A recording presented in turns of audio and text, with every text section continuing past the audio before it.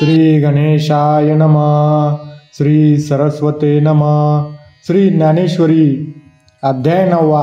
राजविद्या राजगुह्ययोग. ओवी क्रमांक 201 पासून पुढे. ते पहाटे विन पहावित, अमृते विन जीववित, योगे विन दावित, कैवल्य डोळा.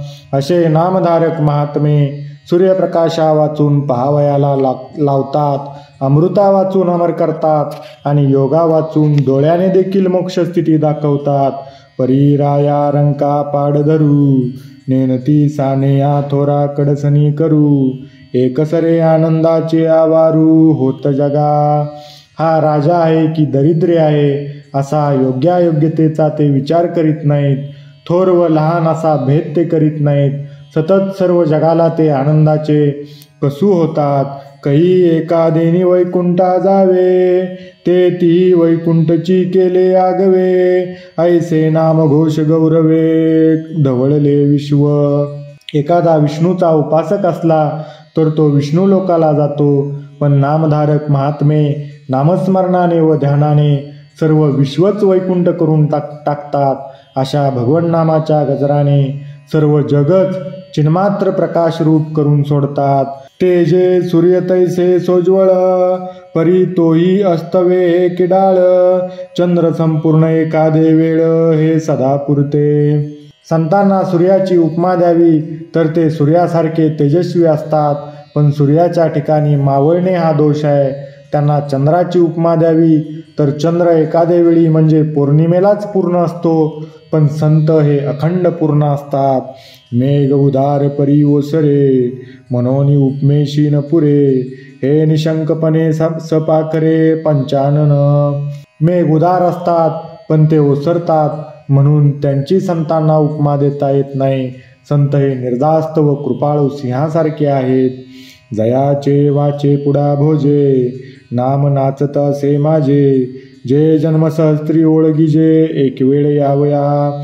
जे माझे नाव एक वेळ देखील मनुष्याच्या मुखात येण्याकरता हजारो जन्मात केलेल्या सत्कर्माचे पुण्यपदरे असायला पाहिजे, ते माझे नाव या सत्पुरुषांच्या मुखात अखंड आनंदाने नाचत राहते. तो मी वैकुंठी नसे, वेळू एक भानुबिंबी न दिसे, वरी योगियांची मानसे उमरडोनी जाय. तो मी वैकुंठात राहत नाही, एखाद्या वेळी सूर्यबिंबाच्या ठिकाणी मी दिसणार नाही, आणखी योग्यांच्या मनालाही ओलांडून जाईन. तरी तयापाशी पांडवा, मी हारपला घेऊसावा, जेत नाम घोषू बरवा करीती माझा. पण या सर्व ठिकाणी न सापडणारा मी प्रेमाने माझा नामघोष करणाऱ्या नामधारकाच्या ठिकाणी अवश्य सापडतो. कैसे माझ्या गुणी झाले, देश काळा ते विसरले, कीर्तने सुखी झाले आपण पाची. माझे गुणानुवाद गाण्यात ते इतके रंगून जातात की ते देशकाळ विसरतात, म्हणजे त्यांना देशकाळाचे भान राहत नाही आणि कीर्तनाच्या सुखाने आपणच सुखस्वरूप होऊन राहतात. कृष्ण विष्णू हरी गोविंद या नामाचे निकळ प्रबंध, माझी आत्मचर्चा विशद उदंड गाती. कृष्ण विष्णू हरी गोविंद अशी ही नावे आणि ती नावे ज्यात ग्रथित केली आहेत असे अभंग पदे इत्यादी कवित्व त्यांच्या मुखावाटे सारखे म्हटले जाते व नामस्मरण व गुणानुवाद गात असता मध्ये आत्मस्वरूपाची मोकळी चर्चाही ते अहोरात्र करीत असतात. हे बहु असो या परी, कीर्तित माते अवधारी, एक विचरती चराचरी पंडुकुमरा. अर्जुना, हा आता विस्तार पुरे.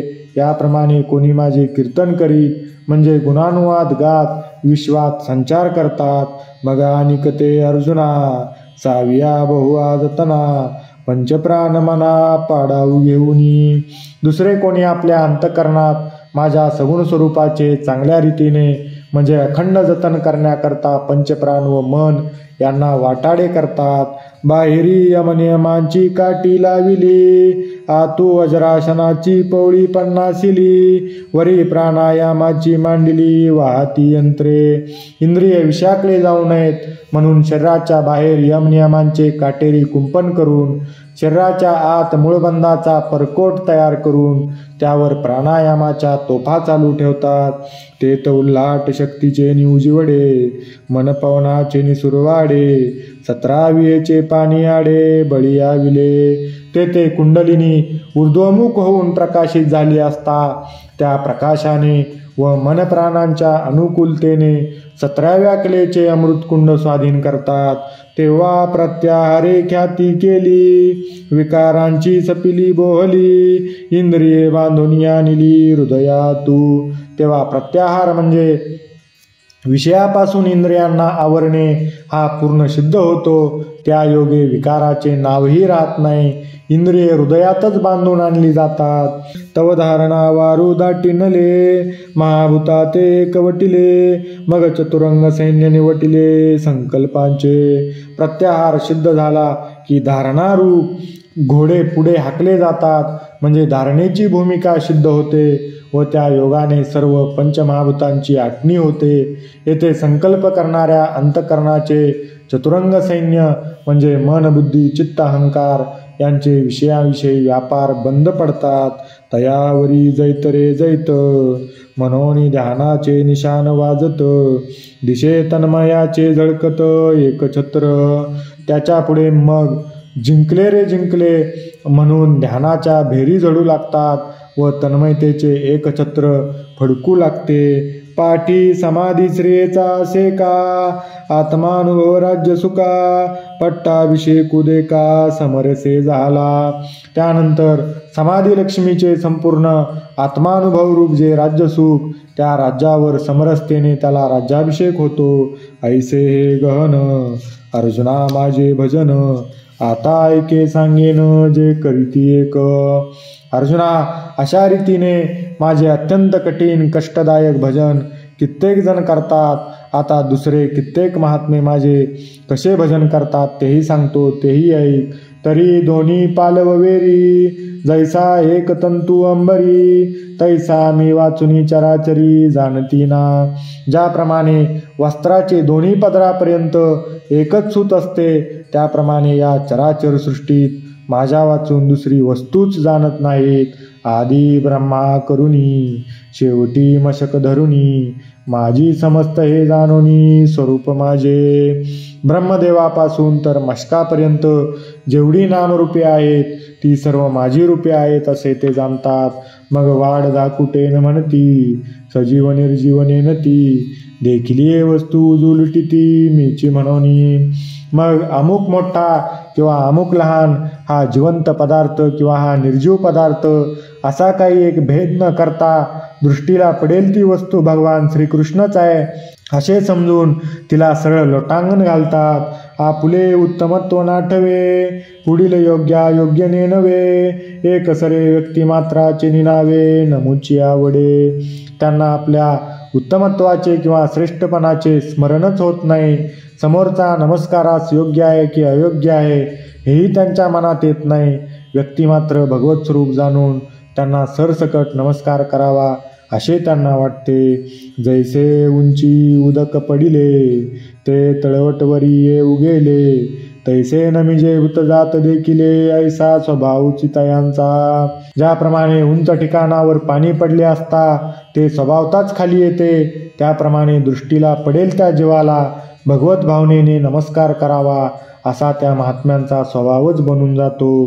का फळलिया तरुची शाखा, सहजे भूमिशी उतरे देखा, तैसे जीव मात्रा शेका खालावती ते. फळाने अगदी बहरलेल्या झाडाची फांदी ज्याप्रमाणे वाकून जमिनीला टेकते, त्याप्रमाणे महात्मे संपूर्ण जीवमात्रांच्या ठिकाणी लीन होऊन राहतात. अखंड अगर्वता होऊन असती, तयांची विनय हेची संपत्ती, जय जय जय मंत्रे अर्पिती माझ्याची ठाई.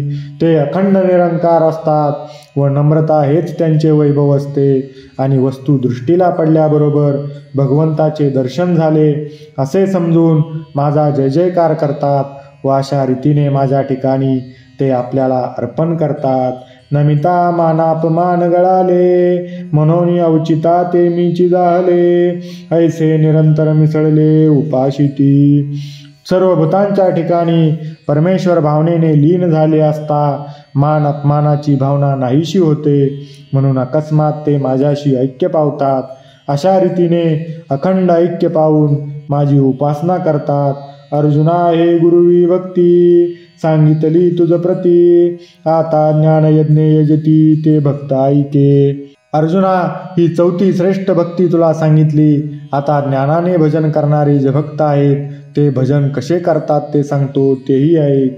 परी भजन करीती हातवटी, तू जाणता अशी किरीटी, जे मागाई या गोष्टी केली आम्ही. पण अर्जुना, ज्ञानाने भजन करण्याची पद्धती तुला मागे सांगितलीच असल्यामुळे तू ती जाणतोस. तेव्हा ती जी अर्जुन म्हणे, हे दैविकिया प्रसादाचे करणे, तरी काय अमृताचे आरोग्य पुरे म्हणवे. तेव्हा अर्जुन म्हणतो, देवा, ज्ञानयज्ञाने तुझे यजन करण्याची हातवटी मी जाणतो. हे तुझ देवाच्या कृपेचेच फळ होय, आणि मी जाणतो तरी अमृताच्या भोजनाला पुरे म्हणवेल काय. या बोला श्री अनंते, लागटा देखिले तया ते, की सुखावले निचित्ते डोलतू असे. अर्जुनाचे भाषण ऐकून अर्जुनाला हे निरोपण ऐकण्याची गोडी आहे असे देवाला वाटले व भगवंताच्या चित्ताला अत्यंत सुख झाले व त्या सुखात भगवान डोलू लागले. म्हणे, भले केले पार्था, एरवी हा अनवसरू सर्वता, परी बोलवी तसे असता तुझी माते. भगवान म्हणतात, अर्जुना, वा, फार सुंदर बोललास. वास्तविक पाहता पुन्हा पुन्हा ती गोष्ट सांगावी असा प्रस्तुतचा प्रसंग नाही, परंतु श्रवणाच्या ठिकाणी असलेली तुझी गोडीच मला बोलायला लावते. तेव्हा अर्जुन म्हणे, हे काही चकोरे विण चांदणेची नाही, जगची निवळी जे आतयाच्या ठाई, स्वभाव की जी. हे भगवंताचे बोलणे ऐकून अर्जुन म्हणतो, देवा, असे का बरे म्हणता? चकोरा वाचून चंद्रप्रकाश नसतोच का? चकोरा करताच प्रकाश असतो असे नव्हे. जगताचा ताप नाहीसा करावा हा चंद्राचा स्वभाव आहे. त्या स्वभावानुसार चंद्र प्रकाशतो. रे चकोरे तिये आपले चाडे, चाचू करीती चंद्राकडे, तेवी आम्ही विनू ते थोकडे, देव कृपा सिंधू. आणि अनायासे चकोर स्वाभाविकपणे चंद्रप्रकाशातील अमृतकण वेचण्याच्या इच्छेने ज्याप्रमाणे चंद्राकडे चोच करीत असतात, त्याप्रमाणे आपण कृपासिंधू आहात. पण आमची विनंती केवळ निमित्त मात्र आहे. जी मेघा फुले प्रौढी, जगाची आरती दवडी, वाचुनी चातकाची तहान केवढी, तो वर्षाव पाहुनी. मेघ आपल्या औदार्याने सर्व जगाचे दुःख नाहीसे करतो. एरवी वर्षावाच्या मानाने चातकाची तहान कितीतरी अल्प असते. परी चुळा एकाची चाडे, जेवी गंगे तेची ठाकणे पडे, तेवी आर्त बहु का थोडे, तरी सांगावे देवे. पण त्या चातकांना चुळभर पाण्याची इच्छा असली तरी ज्याप्रमाणे मेघरूपाने वर्षाव करण्याकरता गंगेलाच यावे लागते, त्याप्रमाणे आमची ऐकण्याची इच्छा बहु किंवा थोडी असली तरी देवांनी बोलावेच. तेथे देव म्हणितले राहे, जो संतोष आम्हा झाला आहे, तयावरी स्तुतीस आहे, ऐसे उरले नाही. त्यावर देव म्हणतात, अर्जुना, हे आता पुरे कर. तुझी श्रवणाची आस्था पाहून आम्हाला जो आनंद झाला आहे त्यावर आता स्तुतीने संतोष होईल असे मुळीच उरले नाही. पै परिसतू आहाशी निकिया परी, तेची वक्तृत्वा वराडिक करी, ऐसे पुरस्करोनी श्रीहरी आदरिले बोलो. परंतु ज्या अत्यंत आवडीने तू श्रवण करीत आहेस ती तुझी आवडीच माझ्या वक्तृत्वाशी सोयरी करते असा प्रस्ताव करून भगवंतांनी बोलण्याला सुरुवात केली. श्लोक.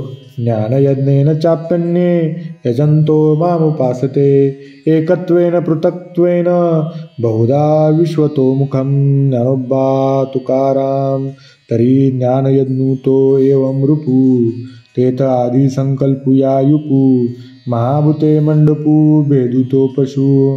तर आता तो अद्वैत ज्ञानयज्ञ असा आहे. या यज्ञात प्रथम संकल्प हा युप म्हणजे मारला जाणारा पशु बांधून ठेवतात तो खांब आहे. पंचमहाभूते हा मंडप आहे व भेद हा पशु आहे. मग पाचाचे जे विशेष गुण अथवा इंद्रिय आणि प्राण हेची यज्ञोपचार भरण अज्ञानगृत. पुढे पंचमहाभूतांचे विशेष गुण अथवा इंद्रिये प्राण वगैरे त्या ज्ञानयज्ञातील हवनीय पदार्थ होत व अज्ञान हे तूप होय. तेत मनबुद्धीच्या कुंडा आतू ज्ञानाग्नी धडपुडा साम्यतेची सुहाडा वेदिका जाणे. त्यात मन बुद्धी हे दोन कुंडे आहेत. त्यात ज्ञानाग्नी प्रज्वलित होतो व समताय हा कुंडावरील हे अर्जुना ओटा आहे. सविवेकमती पाटव तेची मंत्रविद्या गौरव शांती सुखस्त्रुव जीव यजवा. आत्मानात्मविचार करण्याचे बुद्धीचे चातुर्य हेच ज्ञानयज्ञातील मंत्र होत. ब्रह्मज्ञानाची दृढता हे श्रुक असून मनाची निर्वासन किंवा विषयरहित स्थिती ही स्त्रुवा होय. जीव यज्ञ करणारा यजमान होय. तो प्रतीतीचे निपात्रे विवेक महामंत्रे ज्ञानाग्निहोत्रे भेदुनाशी. अशा रीतीने जीवरूपी यजमान अनुभवरूपी यज्ञ पात्र होऊन घेऊन आत्मानात्म विवेकरूपी मंत्राने ब्रह्मज्ञानरूपी अग्निहोत्राचे अनुष्ठान करून संपूर्ण भेदाचा नाश करतो. तेता अज्ञान सरोनी जाये आणि यजता यजन हे ठाये आत्मसमरसी नाये अवभृती जेव्हा. हे अग्निहोत्राचे अनुष्ठान पूर्ण झाले असता अज्ञान विशेष नाश पावते. यजन व यजन करणारा हा भेदही राहत नाही. एक समरस आत्मस्वरूपाच्या ठिकाणी जीवरूप यजमान जेव्हा अवभृत स्नान करतो म्हणजे अद्वैत आत्म्याशी ऐक्य पावतो तेव्हा भूते विषय करणे हे वेगळाले काही न म्हणे. आगवे कची ऐसे जाणे आत्मबुद्धी. तेव्हा पंचमहाभूते विषय इंद्रिय यांचे वेगळे अस्तित्व व वस्तुत्वच अनुभवाला येत नाही. एक आत्माकार बुद्धी राहते व त्या बुद्धीने तो सर्व आत्मस्वरूपच पाहतो. जैसा चैला तो अर्जुना म्हणे स्वप्नीची हे विचित्र सेना मीची झालो होतो ना निद्रावशे. आता माझ्याहून जी सेना वस्तू निराळी वाटत होती ती सेना वस्तू निराळी नाही. सर्व मीच एक होतो असे जागा झालेल्या पुरुषाला जसे वाटते त्याप्रमाणे ज्ञानी पुरुषाला सर्व विश्व मीच आहे असे अद्वैत ज्ञान होते. आता सेना ते सेना नव्हे हे मीच एक आगवे ऐसे एकत्वे मानवे विश्वतया. आता माझ्याहून जी सेना वस्तू निराळी वाटत नाही ती सेना वस्तू निराळी नाही. सर्व मीच एक होतो असे जागा झालेल्या पुरुषाला वाटते. त्याप्रमाणे ज्ञानी पुरुषाला सर्व विश्व मीच आहे असे अद्वैत ज्ञान होते. मग तो जीव हे भास सरे आ ब्रह्म परमात्म बोधे भरे ऐसे भजती ज्ञानाद्वरे एकत्वेने. मग जीव हे नावच राहत नाही. तृणापासून जर ब्रह्मदेवापर्यंत सर्व सृष्टी त्याला सगुण परमेश्वर स्वरूप भासते. याप्रमाणे सर्व नामरूपाने एक परमात्माच आहे अशा ज्ञानयज्ञाने ते माझे भजन करतात. अथवा अनादि हे अनेक जे अनासारिके कायक आणि नामरूपाधिक तेही विषम. किंवा जे हे पदार्थ एकमेकाला दुसऱ्या पदार्थासारखे आहेत ते त्यांचे अनेकत्व अनादि आहे व त्यांचे नामरूपाधिक हेही निरनिराळे आहेत. म्हणून विश्व भिन्न परीन भेदे तयाचे ज्ञान जैसे अवयव तरी आनान परी एकेची देहीचे. म्हणून जगात भिन्नता दिसून येते पण त्यांचे ज्ञान भिन्न होत नाही. म्हणजे निरनिराळ्या पदार्थांचे निरनिराळे स्वतंत्र अस्तित्व व वस्तुत्व आहे असे त्यांना ज्ञान होत नाही. ज्याप्रमाणे निरनिराळे अवयव भासत असले तरी ते एका शरीराचेच असतात त्याप्रमाणे एकाच मज परब्रह्माच्या ठिकाणी नामरूपामुळे नानात्वाचा भास होतो पण त्यासह ते एकच परब्रह्म समजतात. पुंडलिक वरदा हरिविठ्ठल श्री ज्ञानदेव तुकाराम पंढरीनाथ भगवान की जय. माऊली ज्ञानेश्वर महाराज की जय. जगद्गुरु तुकाराम महाराज की जय. बोल बजरंग बली की जय. जय जय रघुवीर समर्थ.